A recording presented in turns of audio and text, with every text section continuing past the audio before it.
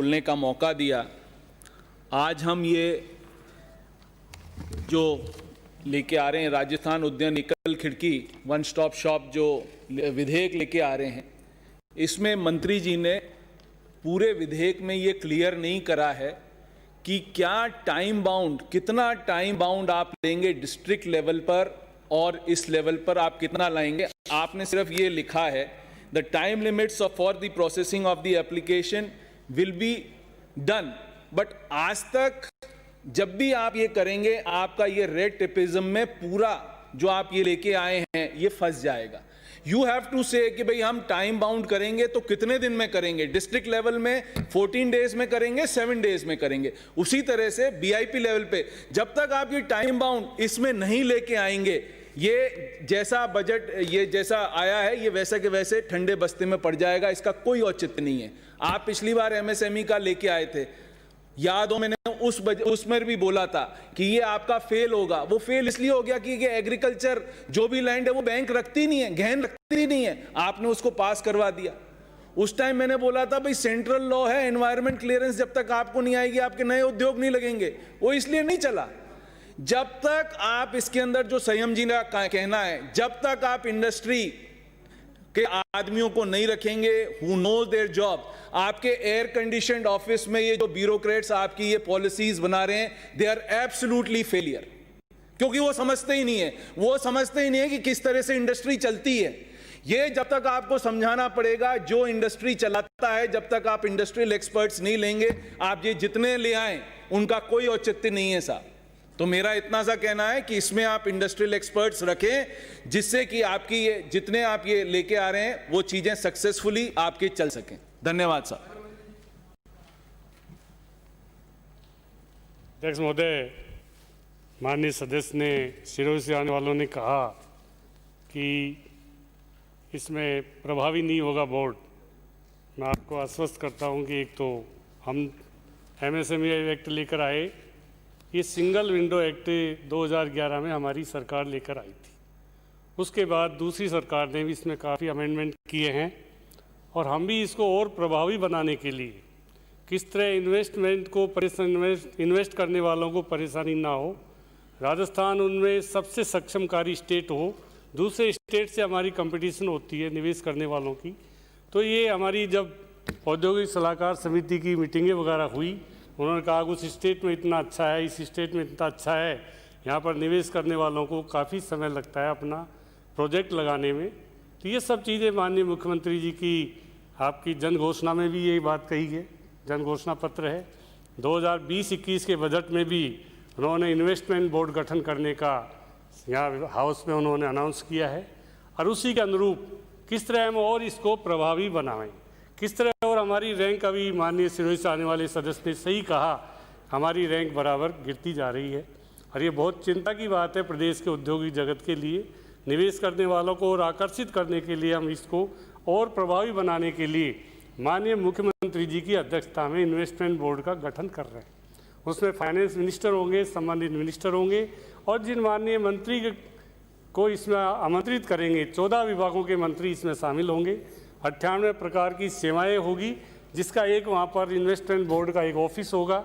माननीय मुख्यमंत्री जी खुद बोर्ड की अध्यक्षता करेंगे और इसमें इस तरह का प्रोविज़न है कि कोई इन्वेस्टर्स को राजस्थान में परेशानी ना हो। दूसरे पंजाब स्टेट है, दूसरे हमारे गुजरात है, बेंगलुरु, कर्नाटका है, उन स्टेट में जिस तरह की प्रोविज़न उससे भी आगे कदम बढ़कर जैसे हम एमएसएमई एक्ट लेकर आए, आज अभी कह रहे थे कि वो असरकारी नहीं हुआ। अभी माननीय राजाखेड़ा से आने वाले सदस्य, मैं उनकी जानकारी के लिए कहूँगा कि हमारे एमएसएमई एक्ट के बाद 5000 से भी अधिक इन्वेस्टर्स यहाँ पर आए, उन्होंने अप्लाई किया, उनको परमिशन मिली, उद्योग लगाने की कार्रवाई शुरू की और हमारे एमएसएमई एक्ट को तो पूरे हिंदुस्तान के सारे राज्यों ने एक्ट की कॉपी मंगाकर उन्होंने उसको लागू किया है। अभी भारत सरकार ने भी एमएसएमई का दायरा जो हमारा 10 करोड़ का था उसको बढ़ा के उन्होंने 50 करोड़ तक का किया है और एमएसएमई वालों को तो अभी भारत सरकार का 2 लाख करोड़ का जो लोन का आया है उसमें कोई गारंटी की जरूरत नहीं है। आप बैंक में जाइए, एमएसएमई रजिस्ट्रेशन कराइए, सरकार से परमिशन लीजिए, आपको बैंक सुविधाएं देंगे। इसलिए इन्वेस्टमेंट जो बोर्ड हम बना रहे हैं उसके माननीय मुख्यमंत्री जी खुद अध्यक्ष हैं, वो पूरी मॉनिटरिंग करेंगे, नीतियाँ बनेगी। ऐसा नहीं है कि माननीय मंत्रियों को कोई वोट का अधिकार नहीं है। कैबिनेट के मंत्रियों, माननीय मंत्री को, संबंधित विभागों वालों को हम बुलाएंगे, उनकी राय को पूरा तवज्जो देंगे। माननीय मुख्यमंत्री जब अध्यक्षता करेंगे तो किसी भी मंत्री को अपनी बात कहने का अधिकार, उसकी बात को मुख्यमंत्री जी निश्चित रूप से मानेंगे। और ये बहुत बड़ा प्रभावकारी कदम इस एक्ट में लेकर हम आ रहे हैं। इसके रूल्स वगैरह बनेंगे। इन सब चीज़ों का आपने जो आपत्तियां की है माननीय अध्यक्ष महोदय, आपने भी इन सब चीज़ों का ध्यान रखिए। किस तरह हम आज ये एक्ट पास होने के बाद हम कह सकते हैं कि इंडिया में कोई भी स्टेट हमसे आगे नहीं होगा इन्वेस्टर्स को प्रोत्साहित करने के लिए। इसलिए हम इसको लेकर आए हैं। रिप्स में भी हमने बहुत बड़ा, अभी 14 वाली रिप्स पिछली सरकार की थी, अभी माननीय सदस्य ने कहा हमने 100% तक लोगों को छूट दी इन्वेस्टर्स को। हम चाहते हैं कि यहाँ पर अब माननीय मुख्यमंत्री जी बराबर इसकी मॉनिटरिंग करेंगे। इसका एक तरह से ऑफिस होगा, बोर्ड का ऑफिस होगा बराबर, इसमें इन्वेस्टर्स को कहीं जाना नहीं पड़ेगा। हमारा रिप्स का जो चेयरमैन हमारे कमिश्नर इंडस्ट्रीज है वो इसकी पूरी मॉनिटरिंग करेंगे। वो इसके सारे रिप्स के जो 14 विभाग के अधिकारी हैं जिनकी भी आवश्यकता है वो हमारे रिप्स के ऑफिस में जाकर, वहाँ पर बोर्ड के ऑफिस में जाकर अपनी जो आपत्तियां, अभी कहा टाइम बाउंड नहीं है, इसको टाइम बाउंड हम रूल्स वगैरह में करेंगे। पहले का भी टाइम बाउंड प्रोग्राम है, मैंने देखा है कहीं 20 दिन है, कहीं 30 दिन है, कहीं 50 दिन है, कहीं 120 दिन है। इसको घटाकर हम सरलीकरण करेंगे। और ये सरलीकरण के लिए हम इस एक्ट को लेकर आए हैं। किस तरह हम इन्वेस्टर्स को ज़्यादा से सुविधाएं दें, उनको कठिनाइयाँ नहीं हो, इस तरह इस टाइम बाउंड को भी हम कम करेंगे। और हम चाहते हैं कि हमारी जो रैंकिंग इंडिया में जो गिर रही है उसको हम सुधारने के लिए इसका माननीय मुख्यमंत्री जी जब खुद मॉनिटरिंग करेंगे तो आप माननीय सदस्य, माननीय मंत्री जी अपनी बात मुख्यमंत्री जी से कह सकते हैं, सलाह दे सकते हैं। बोर्ड बराबर इनकी मॉनिटरिंग की नई नीतियाँ बनाएंगे, क्या और राहत देनी है, किस तरह ज़मीन की कीमतें करनी है, क्या करना है। अभी इन्वेस्टर्स को, अभी जो हमारा सिंगल विंडो था वो वास्तव में कम प्रभावशाली हो रहा था, उसी को और प्रभावशाली बनाने के लिए समयबद्ध हम प्रोग्राम बनाकर, और जो अधिकारी समय पे इसमें अपनी कंप्लाइंस नहीं करेगा उसके लिए हम ACR वगैरह में भी कमिश्नर इंडस्ट्रीज़ को अधिकार दे रहे हैं, वो उनकी ACR में भी उसकी एंट्री करे, उनकी ACR को ठीक भी करे। इसलिए हम चाहते हैं कि इसमें कमिश्नर इंडस्ट्री जब एक मालिक रहेगा और उसकी सारी चीज़ों को मॉनिटरिंग करेंगे, ऐसा नहीं है, एक औद्योगिक वातावरण हमारे प्रदेश में बनेगा। और हमारी सरकार आने के बाद हमने बहुत प्रयास किए हैं, औद्योगिक नीति भी बनाई है, नई नीति आई है। हमारे सारे इन्वेस्टर्स जो बाहर के हैं काफ़ी लोग यहाँ पर आए हैं। MSME एक्ट में जो भारत सरकार ने अभी बिना गारंटी लोन देने का किया है वो एक बहुत बड़ा कदम, हम उसकी भी सराहना करते हैं। अभी लोन की जो कहते हैं लोन नहीं मिलेगा, अभी माननीय सदस्य हमारे पूनिया जी, मैं विश्वास करता हूँ, आश्वस्त करता हूँ सबको कि हमारा MSME एक्ट में दर्ज मामला आने के बाद किसी को भी लोन की कोई परेशानी ना होगी। इसलिए माननीय अध्यक्ष महोदय, सभी जो शंकाएँ हैं, बहुत अच्छा क्रांतिकारी एक्ट होगा, बहुत अच्छा प्रभाव होगा। और हमारा ये सिंगल एक्ट जो था, सिंगल विंडो एक्ट, उसी को हम संशोधित करने के लिए ये प्रावधान लाए हैं। और इसका मुझे खुशी है कि किसी भी माननीय मंत्री की या किसी की भी इसमें कोई वोट का राइट नहीं। मुख्यमंत्री जी जब होंगे तो कोई वोट डालने का सवाल ही नहीं, वहाँ तो सब सहमति से होंगे। कैबिनेट में ले जाने पर हम मामले को टाइम लगता है, इसलिए शॉर्ट कमेटी माननीय मुख्यमंत्री जी की बजट घोषणा के अनुरूप ही हमने बनाई है और उसी के अनुसार इसमें काम होगा।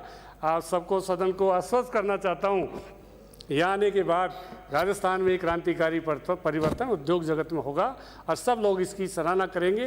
कोई कमियां होगी, कोई बात होगी तो आप सबसे बैठकर, कैबिनेट को तो सब अधिकार है, सब बैठकर आप सबसे बात करेंगे। और मेरा प्रस्ताव है कि अध्यक्ष महोदय, मैं आपकी अनुमति से प्रस्ताव करता हूँ कि राजस्थान उद्यम एकल खिड़की सामर्थ्यकारी अनुज्ञा पालन संशोधन विधेयक 2020 को पारित किया जाए। प्रश्न यह है कि राजस्थान उद्यम एकल खिड़की सामर्थ्यकारी और अनुज्ञापन संशोधन विधेयक 2020 को पारित किया जाए। जो पक्ष में वो हाँ कहें, जो पक्ष में वो ना कहें। हाँ पक्ष जीता, हाँ पक्ष जीता। राजस्थान उद्यम एकल खिड़की सामर्थ्यकारी और अनुज्ञापन संशोधन विधेयक 2020 पारित किया गया। राजस्थान महामारी विधेयक 2020 श्री शांति कुमार धारीवाल। अध्यक्ष महोदय, मैं एक निवेदन करना चाहता हूँ, एक करेक्शन करवाना चाहता हूँ। मैं पुलिस एक्ट अभी पास हुआ है तो भूल से धारा 53(2) में ग्राम सेवकों को मानदेय जो सरकार उचित समझे देने का प्रावधान था, मैं उसको तो भूल गया। लेकिन इस प्रावधान को हटाया गया है, तो वो बोलना मैं भूल गया, तो इसलिए उसको करेक्ट किया गया। ठीक। राजस्थान महामारी विधेयक 2020 माननीय मंत्री जी